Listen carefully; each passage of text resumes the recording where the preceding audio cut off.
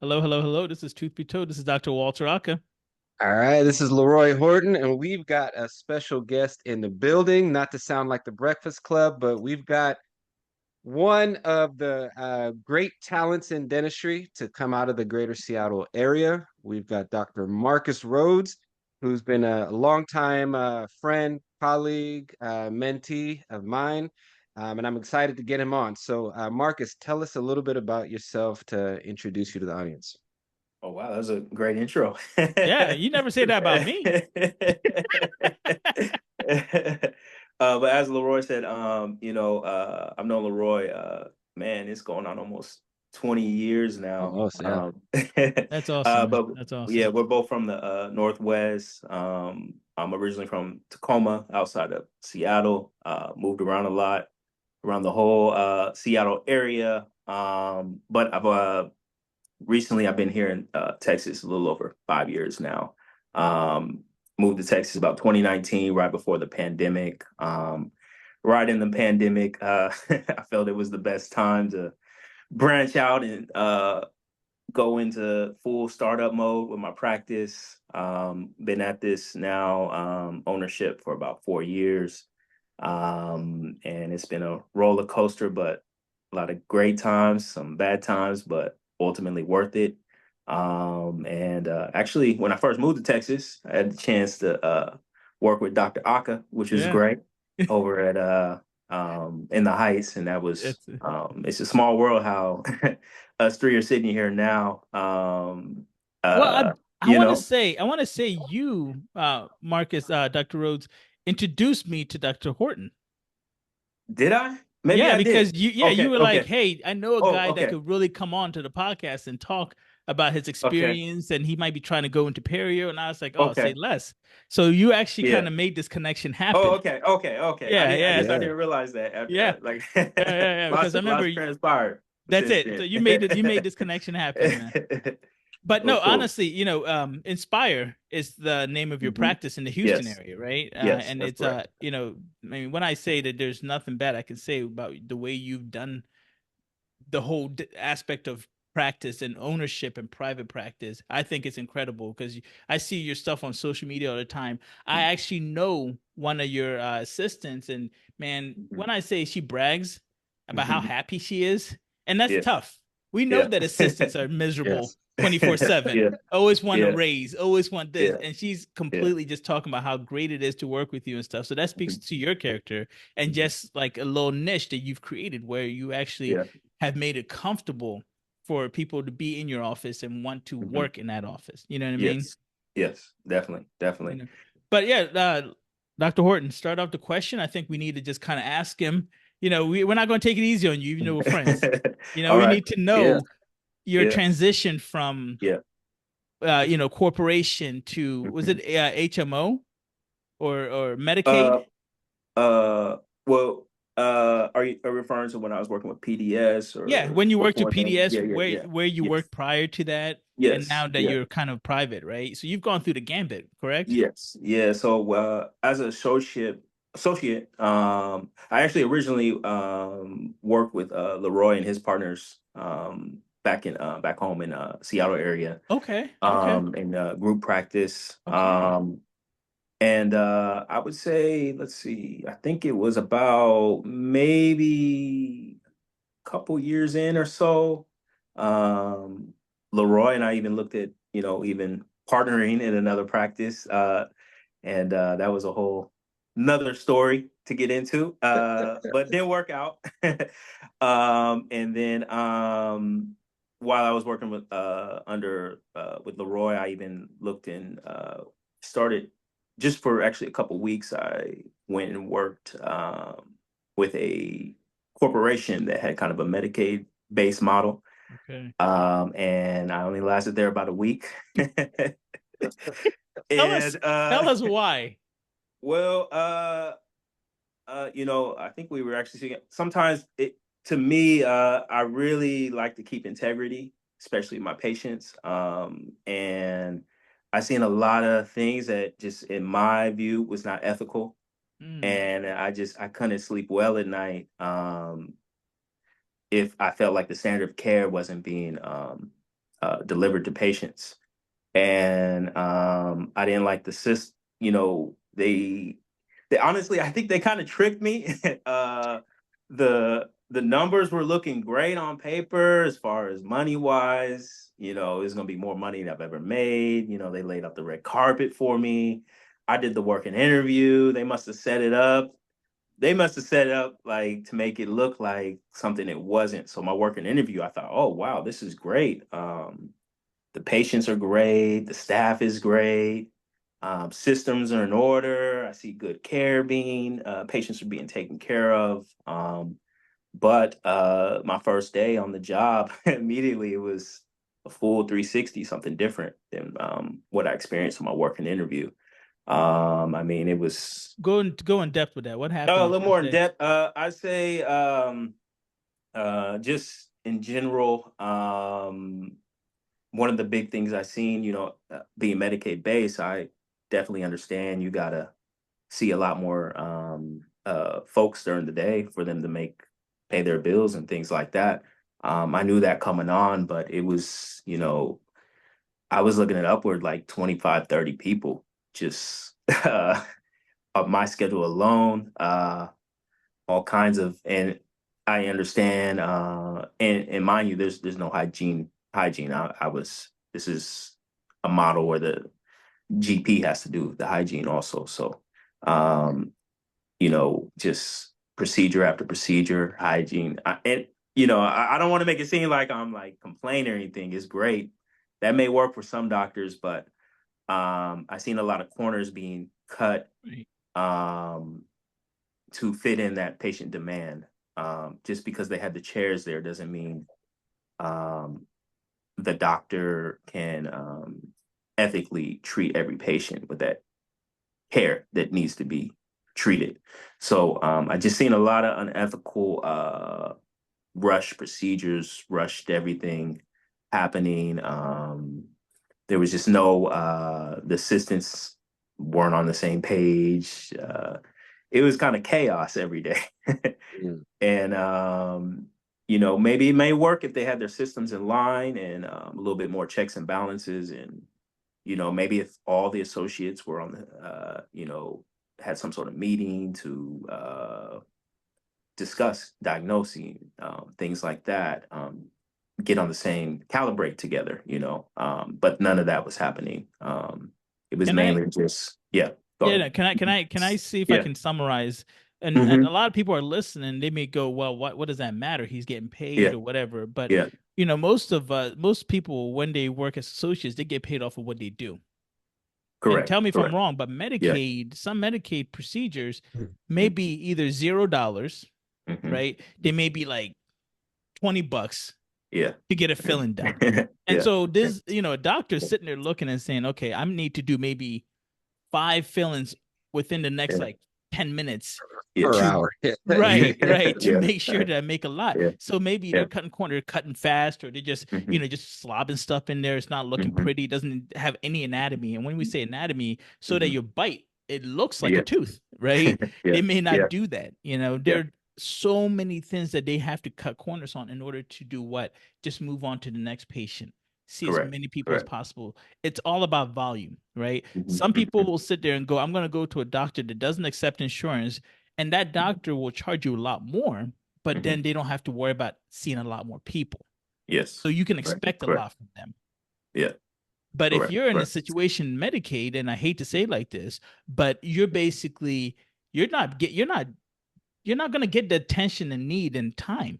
Hmm. So Hmm. if you go to that Medicaid office thinking that you're going to get the red carpet, you're not, Hmm. because they're Correct. looking and saying, how do we make the most money, like you said, to keep the lights on, or either that or just to just make money.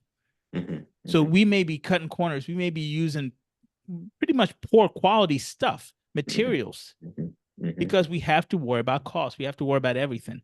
Well, you know, maybe we need to get out of here because the assistants can't get overtime. Hmm. So Hmm. that doctor is like, let me just hurry up and do whatever. I've seen patients come to me and there's roots left from extractions. There's Hmm. broken pieces in there, Hmm. just left in, Hmm. and they never even knew. Hmm. And they're wondering why there's pus coming out of that area. Right? Tell me if I'm wrong, Yeah. guys. I Yeah. mean, we've That's all kind of Absolutely. yeah. seen this. Yeah. Oh yeah, for And sure. so that's why when you're saying that, I want people to understand what most of the time you're dealing with when you go to Mhm. Medicaid offices and so forth. It's all about Mhm. volume. Yeah, that's right. Right. Now, how did that Mhm. impact you? Because I know Mhm. a lot of students and even myself go through this where if you're one of the few black students in your program, and I know you were Mhm. at UW just like Mhm. I was, Mhm. Mhm. kind of get roped into this, you have to take on the mantle of being the provider that goes back to your community, that serves the underserved. Mhm. And then when you get to that setting, you see this, Mhm. right? And Yeah. it's different Yeah. because it's not just, oh, these are just patients that are being treated potentially with substandard care.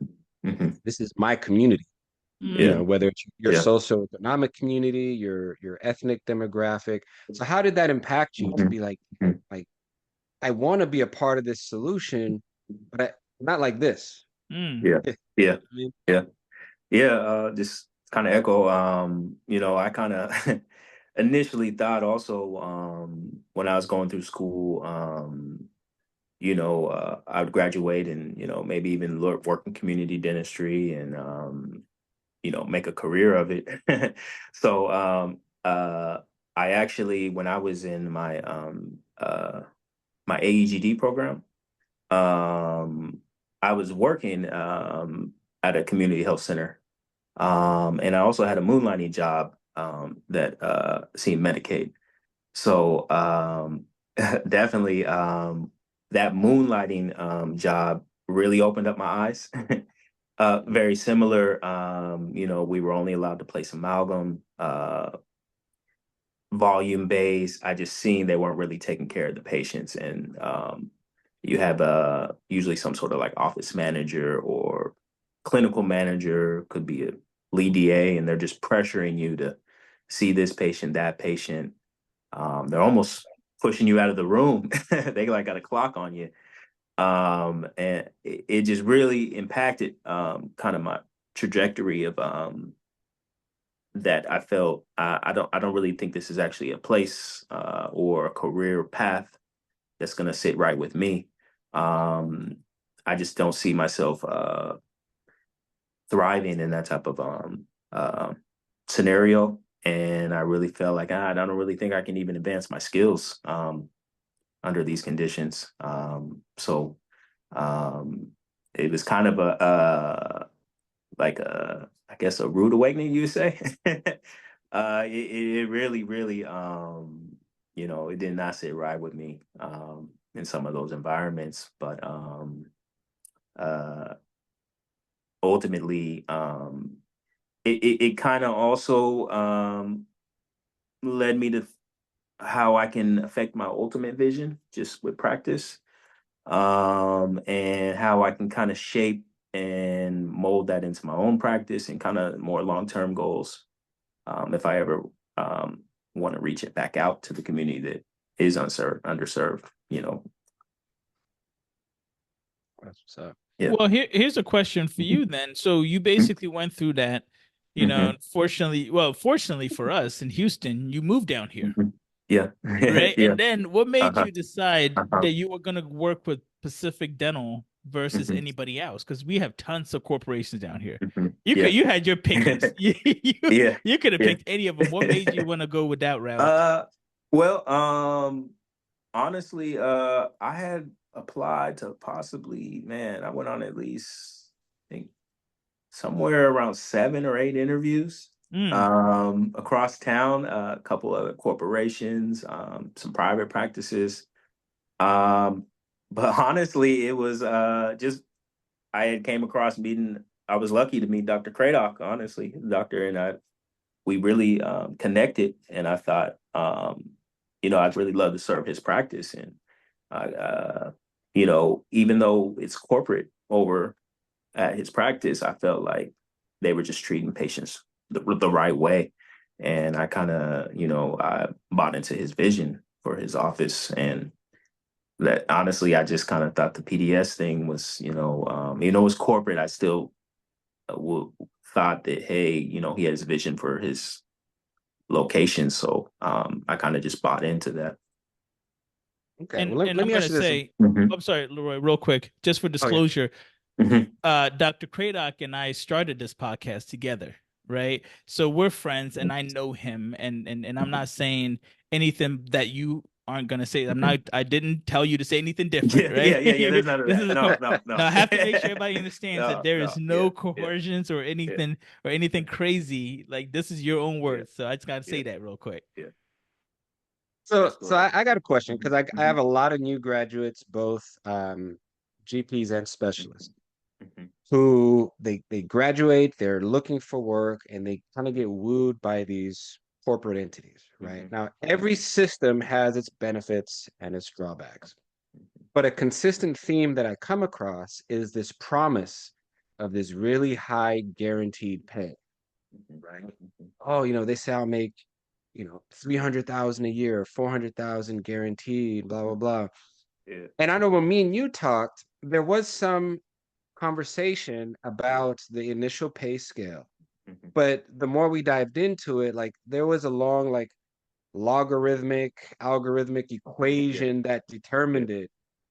Yeah. With not necessarily that we're asking you to say anything negative, but I do think Hmm. it'd be good for some of these young graduates to realize, like, okay, you have to be able to do this math. Hmm. Tell us about the pay structure Hmm. and all the nuances of it. And Yeah. is it just as they say, oh yeah, you come out and your base pay is going to be 250 a year and you're good. Hmm.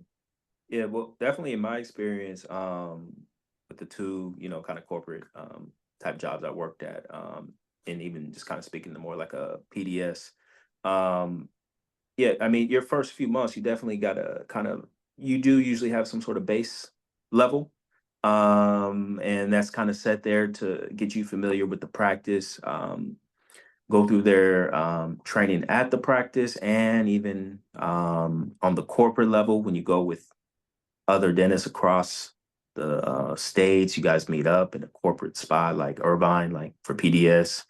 You got to get up to speed on their model. And once the idea is once you're up to speed after that, you know, 90 to 180 days, that base goes away.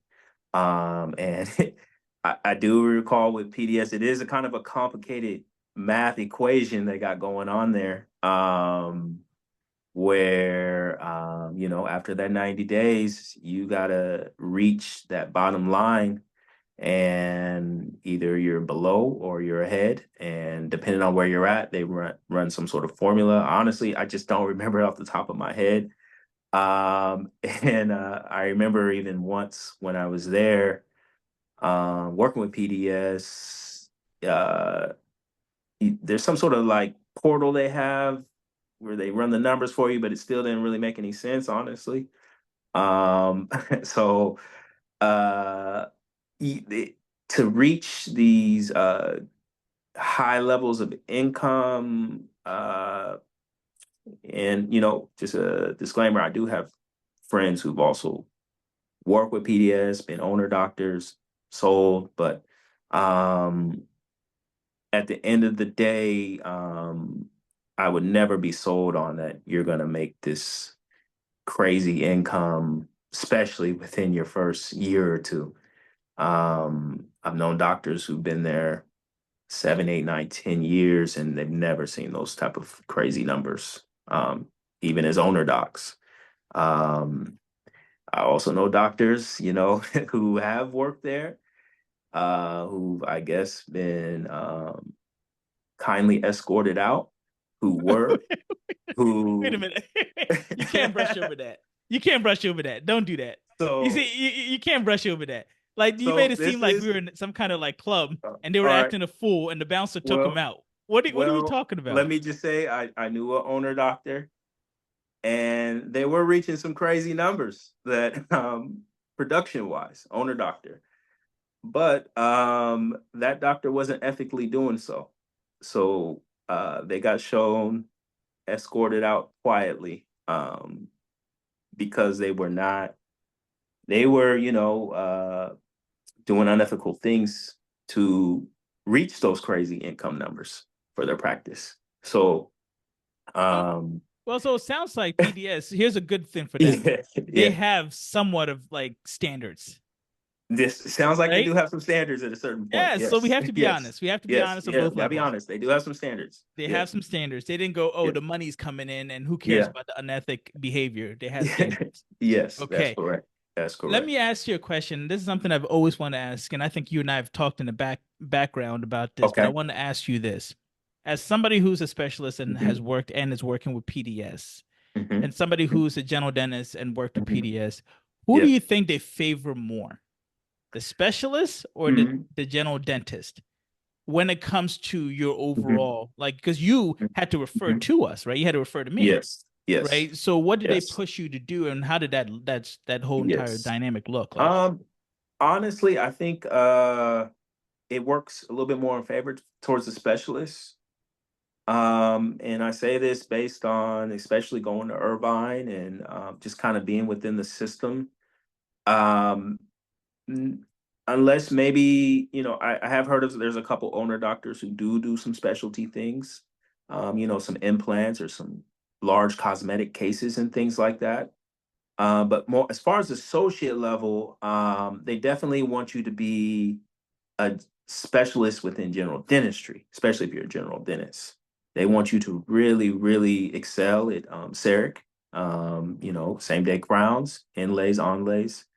Um, so, when you get a case, if a patient comes in, they need an extraction, and you want to prep that site for specialists. You want to make sure you get a good solid. I'm just saying hypothetically, you want to get a good solid socket graph in there, so the specialist schedule is filled. It is a group based model with specialties, so they got to make sure there's specialist patients on the specialist schedule.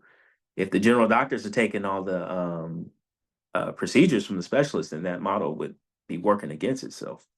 Um, so I think it's a little bit more as far as getting your skills and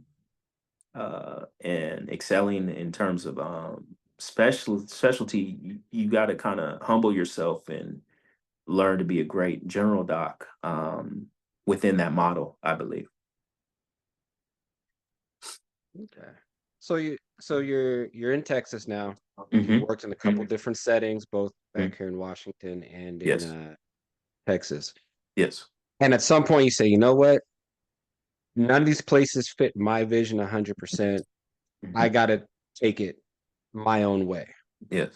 Hmm. What Yeah. did that decision look like as far as the, getting the courage, doing the right, kind of homework before you did it? Hmm. How did Hmm. that transition look like? Yeah. I had actually, before I even moved to Texas, I had really been extensively just, reading books, listening to podcasts, speaking with my mentors. I had always wanted to jump into ownership. Um, so I think it literally it kind of took some extreme chances I mean, really extreme circumstances with the pandemic and kind of being, laid off to really just take that leap. Um, I'd say I'm kind of just my personality wise, I really, really before I got jump into anything, I really study it. Really maybe a little extra too much. I could have probably had him a little more courage years before that, but I really just prep myself with, studying all kinds of different models and speaking to doctors in different models, thousands of hours of podcasts, and just really, really, it, I had to be really comfortable with the decision, especially being in a whole new state. Don't really know nobody here at all. So, uh, I also ended up hiring a consultant as well. Um, that once when I put my money forth, once when you sign that check, it's like, okay, now I'm really into this. There's no turning back. So That, yep, go ahead. did you find it that reading all those or listening to the podcast, reading all those books, Hmm. does it, and I ask this to everybody Hmm. who opens a practice brand Hmm. new. I always say you do a lot Yeah. of due diligence and you do all Hmm. this reading and all these podcasts, and then you Hmm. get into the real world.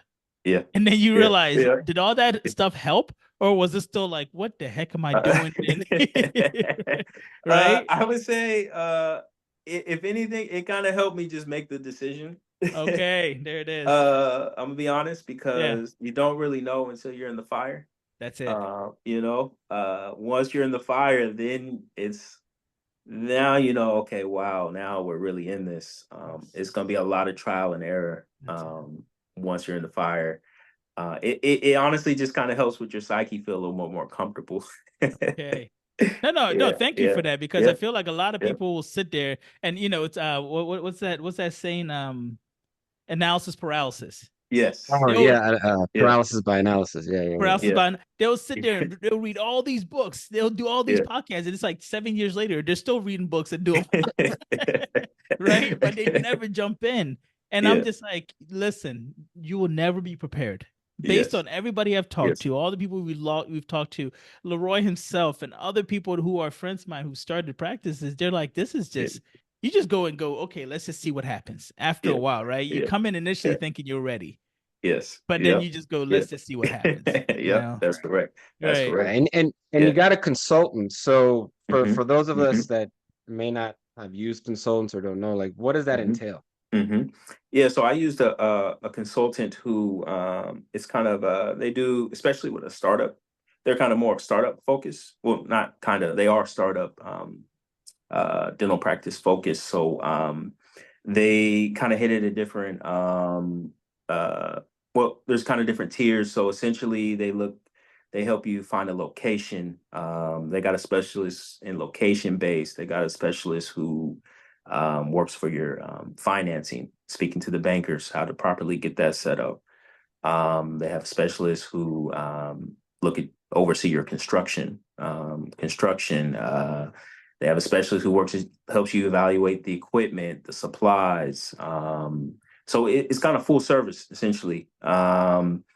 So one thing important for me, especially being in a brand new state, uh, when it comes to startup, we're analyzing demographics. Is really important for me to have someone help on that end. Um, I could have did some Googling and filled in some reports myself, but honestly, I just didn't have I didn't really have somebody way of the land who really knew demographic wise. And when it comes to finances, honestly, I'm not. I mean, I can fill out a bank app and they can present the rates, but I didn't really have a full understanding on the financing end, all the ins and outs on how that works. But I needed somebody to help negotiate those rates and help me find the best terms. Um, and even when it comes to, they have a specialist that works with the landlords too. Once you find your location, I had never done any lease negotiations in my life. I didn't know how that worked, so I had a someone who helped with that as well. Um, uh, they also have somebody who helps, kind of what Walt was saying with the developing how to transition to being that owner. They have someone who works what they call the dental MBA too. I went through that program. It kind of gave you a little tidbits how to handle different aspects and phases of practice management, but honestly, you just don't know until you're in the fire. Can I ask how So much it yeah. was? Oh, And oof. It was pricey. It was pricey. right. Let's see. I want to say at the end of the day, I think it. I'm trying to remember off the top of my head. Let's see, 15. I think it was about 50 grand. I want to say 50. 50, about 50 grand. And was it worth it? For me, yes. I Okay. talked to some other docs in the program, You can only speak for yourself. and I can speak for myself, Yes. but uh, the reason why I say it was worth it is one, my bank loan, the percentage I got negotiated that really low. So I'm saving money there. Two, the practice, the location. I'm more than happy with my location. I feel like it just fits my vision right here. Mhm. Being a new city, I would never have found this location. And they helped negotiate some great TI money with that landlord. And I even have had some issues with, well, we'll probably get into this eventually here. I've had some issues with the landlord already. And because I've been pretty solid also with the recommendation with the lawyer who helped me sign the contract, it's protected me and saved me a lot of money. Um, so for me, yes, but I've been speaking to a couple friends who were in the program and they weren't too happy, to And be so that honest. Yeah. 50K, was that something hmm that came with the bank hmm loan? So did you have to come out Yes. of your own Yes. pocket, or did that was that Yes. including the bank loan? So the initial I think maybe the initial I believe 10,000 or so, that was my own money. Hmm. The rest is all in the bank Gotcha. with the loan package. Yeah, so about 40 of that was all with the bank. Okay. So you got your own office now. Yes. Uh, Yes. you started the build out. You starting to see patients. hmm hmm What was the biggest kick in the face that you felt hmm when you're like, "Oh, I'm really in the fire now"? Yeah. As an owner by yourself, hmm because it's one thing hmm to have like partners and someone to share that, but this is Yes. you. Like you're the Yeah. man on the premises. So hmm what was the really big eye opener for you that this is a different beast? hmm Man, that's a great question. The big one, I would say, going through the growth, well, trying to grow from the ground up, just knowing that you have that overhead beast and you're bleeding red for several months, Mm, mm. that that is kind of the eye opener. Like, wow, I am taking a big hit every month. It is just red after red, and you're seeing red. Red is not good, people. Anybody You're listening? having you're developing these great relationships with, honestly, some great patients I still have to this day. And you're treating them good. You're feeling good on that end, but you're just like, wow, this is hurting to do this, this is now I'm going into my savings here, Mm, thank God I prep myself with the savings because otherwise how am I going to survive, um I think that was kind of the biggest eye opener.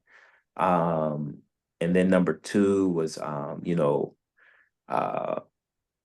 how do I, you're motivated, you're seeing red, right?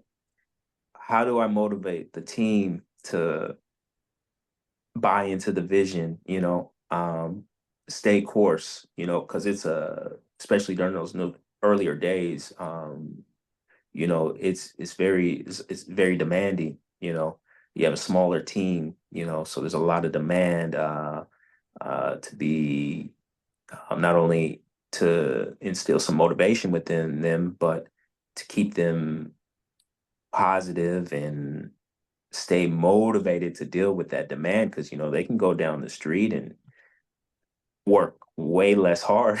you know they can go down the street, maybe get a similar wage with benefits, all kinds of different ins and outs. It might be green on their side, who knows, but right. how do they, how do you keep them on board? That's kind of the scariness of it. Is I'm bleeding red and who's going to help me deal with this every day? So, whenever you open a practice, one thing that I've realized is no one knows you. No one hmm really cares. You're a hmm dentist. Yeah. My Yeah. insurance tells me where to go. That's the Yeah. mindset, right? A lot of hmm people have that. And so hmm you not only have to get in good with the community, hmm right? And if you don't live in that community, it's even harder because they hmm don't even know you from anyone, Yeah. right? They're very hmm protective. That's something I'm learning. They're very protective, the community. hmm So hmm you have to show your faces at commerce, and you have to show your faces at fairs and all these other things. And that's money because you're hmm buying stuff hmm to give out for free. Yeah. Yeah. Right? You're Yeah. bleeding in one end Yeah. and you're bleeding in the other end. Pause. Yeah. You know, but you're just basically seeing red everywhere. Yeah. What is Yeah. motivating you to keep Mhm. going forward when Mhm. this is not looking profitable? But yeah, you're still paying Yeah. everybody. Yeah. Everybody Yeah. is Yeah. comfortable because Yeah. you're still paying your assistants and everybody, but you're Yeah. very uncomfortable. Yeah. Yeah. Yeah. Well, yeah, that's kind of honestly, that's when doctors ask me about going into ownership or staying in an associate or whatever it may be, um, exactly what you're talking about. You have to kind of do a deep evaluation in the mirror if that's something you can handle. And you have to figure out personally what's motivating you. For me, I sat down and I start thinking about all the way back into before I was even why did I even want to go to dental school in the first place. Um, you got to really do a soul search and figure out if you have the mental will to make it through those tough times. And you know, for me, you gotta also what I learned as an owner is, every week I actually sit down and I fill out a sheet. Okay, what was positive? What happened last week? What was the good moments? I like to stay positive, so I do a lot of reflection just each week, and those are kind of what keep me going. You're talking about getting in with the community. I did a lot of that when I first. I could probably do a little bit more. Get now that I'm settled a little bit more, but you know, um, I would go to every month. I would go to these networking meetings, meet other people who other small business owners. I try to support them. They try to support me. Um, I donate to different various little nonprofits in town. And your patients kind of keep you going too, especially the ones who originally believed in you, who were coming when there was only a couple of employees. They sometimes they send me gifts. I get invited to all kinds of occasions, barbecue, weddings, you name it. uh, so you got to really just kind of, I would say, the motivation. You got to think about what's at the core. Why'd you want to start it in the first place, and just weekly check in, or even sometimes there's been times I monthly, sorry, daily, I'll write in a little journal too. Gratitude journal just to stay course on the ultimate mission and vision. So a lot of the this is a typical conversation I'll have. Someone's an associate, or they're asking, "Hey, how much does your Mhm, average periodontist or average general dentist make?" I'll kind of throw out a number, kind of given what we know mhm, is reported. And mhm, there's always this question of, oh, but you probably make like twice that if you're an owner, right? mhm, There's like this misconception that the moment you decide to buy an office or start an office, you're buying yourself a higher income. mhm, mhm, And as you've described, like, no, mhm. there's a lag period, Yeah, especially on a yeah. startup. Oh yeah. How how long do you think, whether it takes you or some of your colleagues Mhm, that you talk mhm, to, not to give out numbers or anything like mhm, that, until you don't have that same level of anxiety that maybe you carried mhm, that first year? How mhm, long until you get a little bit more comfortable and in the zone with what you're doing? mhm. Honestly, I would say just speak from my perspective, and even talking to the other startup doctors I know, it can take anywhere 2 to 4 years to really feel comfortable. Like you don't feel like the building is gonna burn. The house is gonna burn down if you don't make your overhead each month. I'd say anywhere average 2 to 4 years before you're feeling a little bit more comfortable. It's definitely a misconception. Now I can only speak for my perspective, but it also personally, how do you want to grow your practice? You got to think about those. Just because you have the income there, some doctors maybe, I mean, you can take that home or you can put it right back into the practice too. Um, we're all going to have our different circumstances and our own lifestyles, but um, most doctors that I know that bought or even done startups, it's not overnight that you're just raking in double the amount you're making as associate. I think it can be done. I've heard of a couple cases, but Yeah. it's not often. It's not often. And that's important that you bring the reinvestment part of it, right? Because someone like me who's followed you all these years, one of my proudest moments was being there when you got your fellowship credential with the ICOI. Because I know, you started getting the implants, before you left the Seattle area. Now you're kind of becoming more and more accomplished, but you invested in yourself, right? Whether it's CE, whether it's making sure you have a clone beam, right? Which is a three-dimensional imaging when you're planning implants. And that's something that when I look at, like, I'm proud of that. Like, Mhm, you're not just trying to squeeze every dollar mhm, and, like you said, mhm, live a lifestyle, but you're reinvesting not only in the practice, mhm, but in yourself.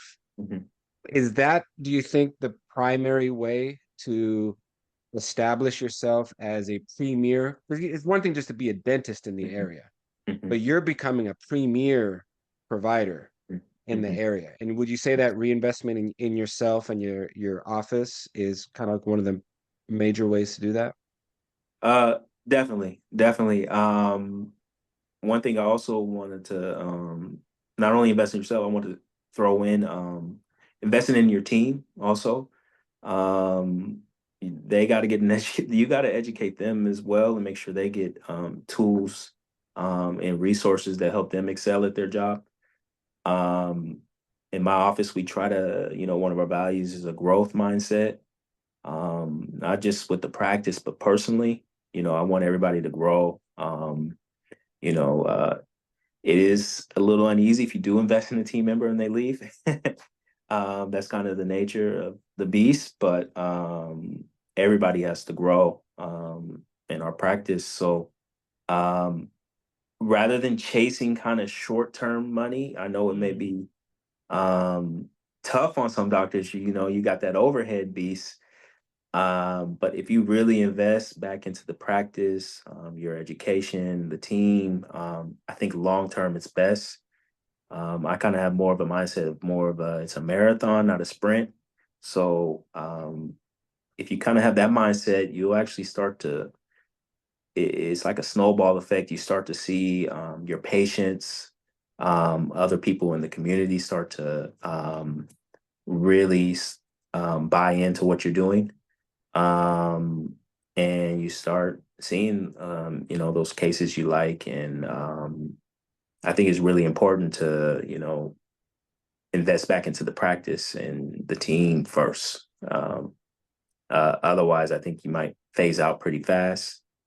Honestly, I notice just in my area, I'm noticing a lot more doctors, younger doctors, and this is a whole other topic, but instead of kind of going through that process I just described, they're more willing just to sell to the DSOs to mhm, come and take over mhm, because they're so frustrated with, they had this vision and then, reality sets in and they're really frustrated. So they, it's a lane that a lot of even younger doctors are starting to take in this area, um, where DSO can come and do all the management and basically you can, I guess, live more as an associate within your practice, mm, a little partial ownership, but um, you know, uh, you just got to have faith and trust the process that things are going to work its way out, especially if you're investing back into the practice. And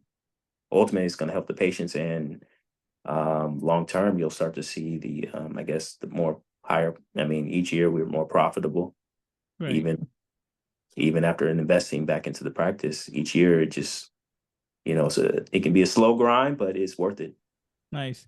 Well, here's a question. So I just talked to endodontist a Hmm. few days ago, like 2 or 3 days ago, and we were just talking, and he is now starting to travel. And I Okay. said, "Why would you do that?" And he's like, "Yeah, I'm just tired of owning my practice." And I said, Hmm. "What does that mean?" And he basically was like, "Listen, in 20 years, he's never gone on vacation longer than 5 days." Hmm. He actually was like, "I've never gone on a 5 day vacation."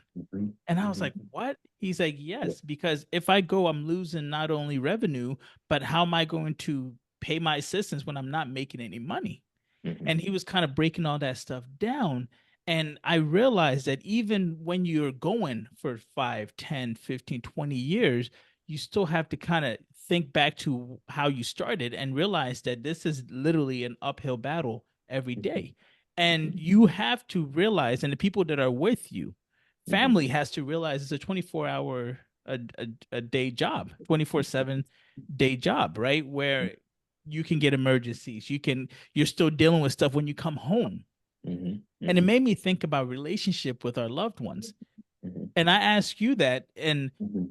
how difficult has it been to Mhm. try to get other people who clearly care and want the best for you to understand that your job doesn't stop when the clock hits 5, Mhm.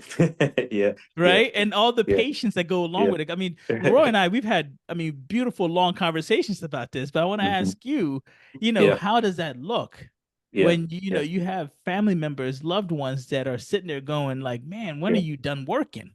Yeah, yeah, yeah. Well, honestly, that's something I'm still. I've improved pretty drastically since when I first opened, but that's something I'm still working on. Is just the work-life balance. Mm-hmm. Even And does that after, even exist anymore? I hate when people say that. Like I I've don't never know if heard it that. I've does. never had that.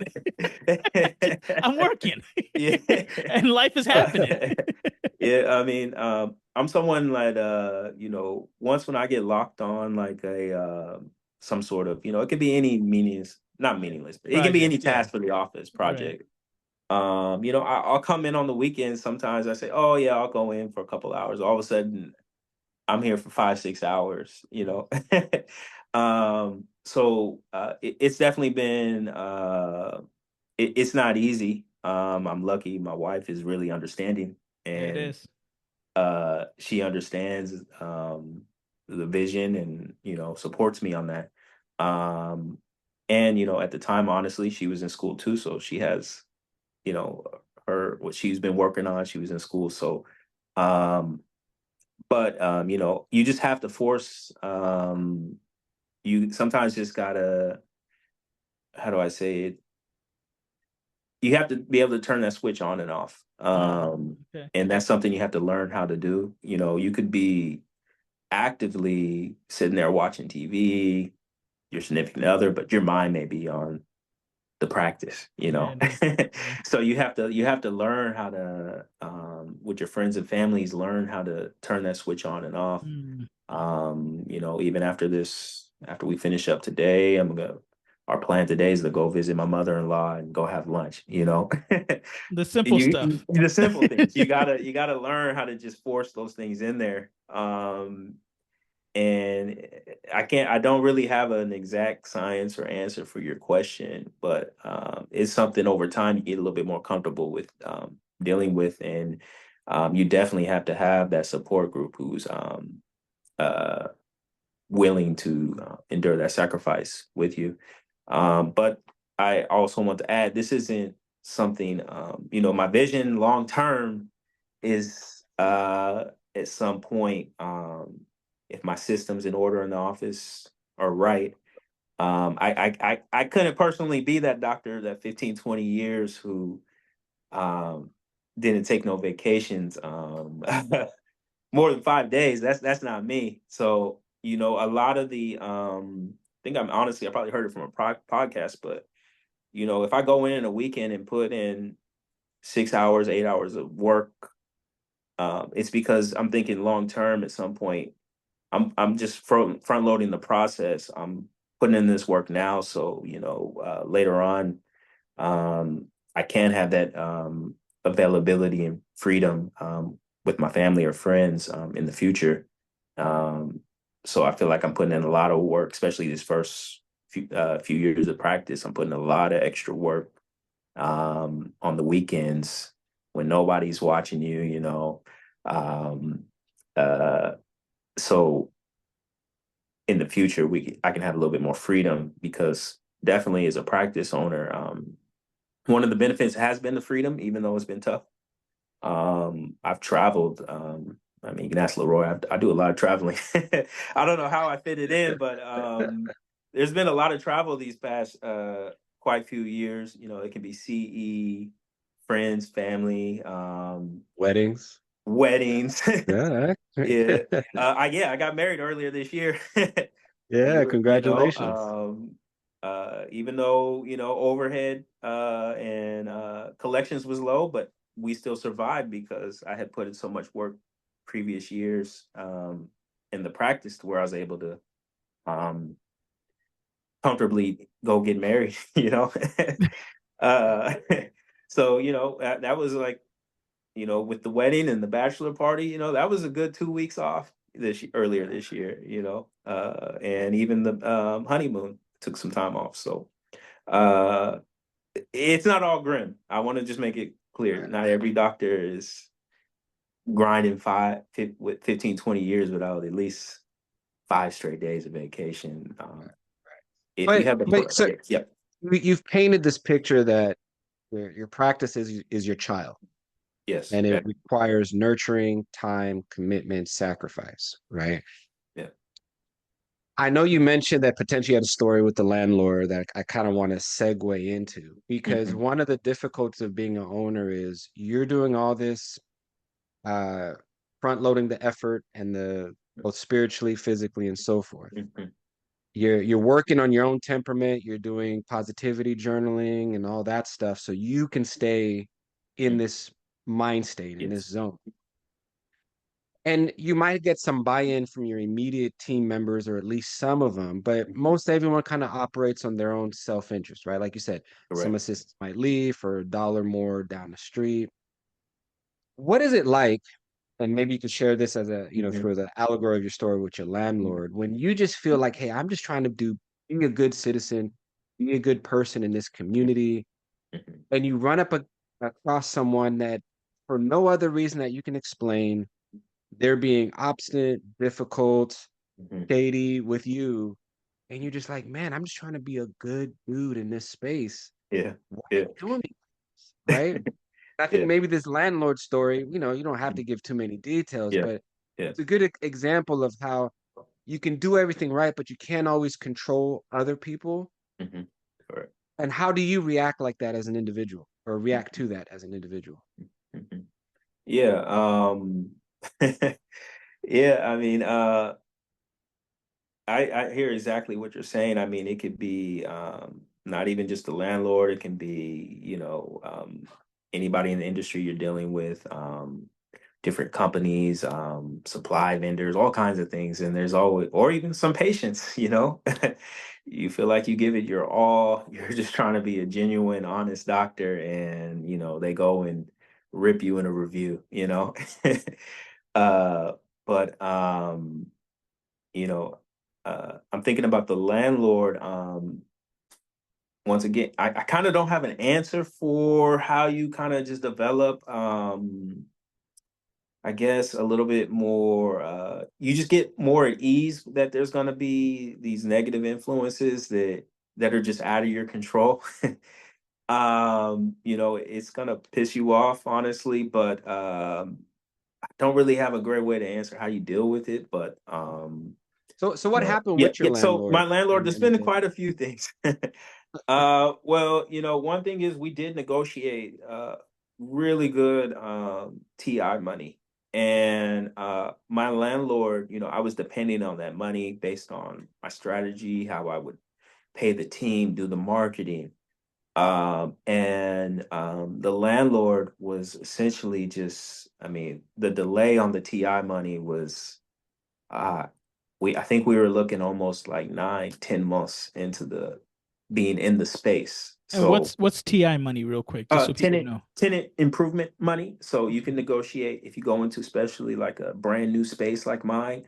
They're looking for good tenants, and dentists are historically really good tenants for landlords. So they may offer a couple extra dollars, and mine a lot of extra dollars to get somebody in this space renting. So the delay of the tenant improvement was something I did not foresee happening. So it was very frustrating. I'm sitting here paying rent. Rent is due, and you have not delivered on your end of the uh, you haven't delivered on your end of the agreement.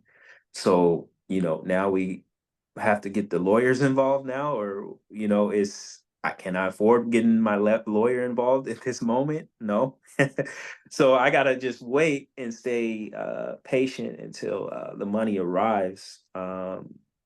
so basically when I get the money now, I'm just, because I lost so much money the previous months, I'm almost giving you back the money by using some of that TI to just pay for rent. You know, so it really I know it was just something I didn't expect, and it was not part of my strategy at all with the initial phases of the startup. Um, it kind of started there, but I wasn't aware that during this time, they were also in process of selling the building to another landlord too. So I've gone through a whole new landlord has came in and bought the building during this time I've been here, and there's been at least 5 or 6 different property managers. So it's been just kind of chaos for me and the tenants. And those are things out of my control. You know, earlier this year, all myself, all the tenants, we received this large bill for what you call your CAM reconciliation. So, little things like landscaping, electrical, just the maintenance of the building, we all contribute to. So at the end of the year, they will determine what amount that was paid. And if you've made that payment through your rent or CAM, is there an overpayment or underpayment each year? So um, I've been in the building for 4 years, and then at the beginning of this year, I get a bill $4,000 owed, and and me and I started doing some research. Me and the other tenants, hey, did you get the same type of bill? Everybody got this bill, and we're like, all right, well, let's institute an audit. So we all go audit. None of the numbers are matching up. They can't come up with receipts. They can't come up with invoices. All of a sudden there's a dispute with the homeowners association, and that's where the big bill's coming from. Now all of a sudden I'm hearing the lawyers in some sort of legal dispute with homeowner association that they owe X amount of dollars, and the the fees are being passed to us. So it's just there's to kind of get back at Leroy's original thought, during ownership, there's going to be times where just, the writing's never really on the wall. There's going to be times where, things may come up that you're just not expecting. And they can really, if you're not, like I said, if you're not in the right state of mindset, they can really, really make you want to leave ownership really fast. Dealing with the landlord. I've had my whole plumbing for my vacuum system break on me at one point. It's a brand new build. You don't expect this. 2 years later, your whole plumbing shuts down. You can't see patients for multiple days. You're going to have a lot of ups and downs. And, if you speak to any small business owner, that's going to, really, really affects your mindset and how you kind of motivate yourself to make it through those ups and downs. Well, Dr. Rhodes, we're going to end Hmm. it here, Okay. and then we Yep. can do another round All right. Oh yeah. where Oh we yeah. can, because I feel like now I got way Yeah. more questions than I Yes. do time. Oh You yeah. know what Oh I mean? yeah. Because now we're Yes. gonna actually Yeah. break it down. I think this is gonna be Yeah. good for a lot of people to understand that there Hmm. are ups and downs, and there are so many things that you probably don't think about when you first start, Hmm. right? Like you said, Yes. plumbing. What Hmm. happens when your HVAC goes down in Houston? It's Yeah. 100 degrees, and you got your air Yeah. conditioning breaking down Yeah. on you. Oh yeah. Patients aren't going to Yeah. want to sit down for that long in your No. office. So Yeah. these are the things that we're going to talk about, and if that's happened to you, or what you would need to even do to take care of that, and all those expenses that people don't Yes. consider, and how do Yes. you account for that? You know what I mean? So Yeah. we'll break it down from a business point of view, and I'm sure people are going to Okay. be listening, and then they're going to really not want to start a practice. But the truth has to be told. You know what I mean? It can't be That's all right. glorious That's all the right. time. You know what I That's mean? right. Yeah. Dr. Horton, do you have anything to say? And then we'll kind of pause. We'll stop here then, and kind of do a part two. Yes, sir, man. I This has been a pleasure for me because, like Marcus said, we've been connected for almost 20 years. When he was a pre-dental student, when I was Mm. giving a lecture at the summer program, and we kind of met after that. So I've watched him grow from undergraduate student to dental student to an accomplished clinician. So now even a step further, not only an accomplished credentialed clinician, but a vested business owner in his community that is, as you heard in this hour, still maintains the integrity of doing good work, being honest, treating his staff well, treating his patients well, and then still managing to find time to get a little traveling in and take care of himself and his wife. They got a beautiful family. So it's been a pleasure, man, to have you on here, and I can't wait till round two. So I'm proud of Yeah. you, and I know Walt here is proud of you because we've kind of seen your transition over the last couple years down there in Texas. And where can for anyone listening to this that's in Texas and non-dentist and looking for a dentist, Mhm. tell us where your practice is, where they can find you online, and all that stuff. Yeah, my practice is in Richmond, Texas, not too far out from Houston. Online, you can catch me. I guess what's my Instagram? Honestly, I don't check much of the personal Instagram a lot, but I do post a lot from my business page, which is Inspire Smiles underscore TX Instagram. Uh, Feel free to reach out to me personally as well on the Instagram or even just my email. I love helping younger doctors who I know what it's like to go in those steps. So I love helping out. We even have doctors who shadow here from time to time too. If you're a pre-dent listening to this, but my personal email is mjrhodes33@gmail.com. Perfect. We will Awesome. see you for round two, sir. All right. I'll see y'all then. All right, man. Okay. Thank you for listening to this episode of Truth Be Told. The opinions on this episode are just that, our opinions. Please consult your dental professional before taking any action with your dental health.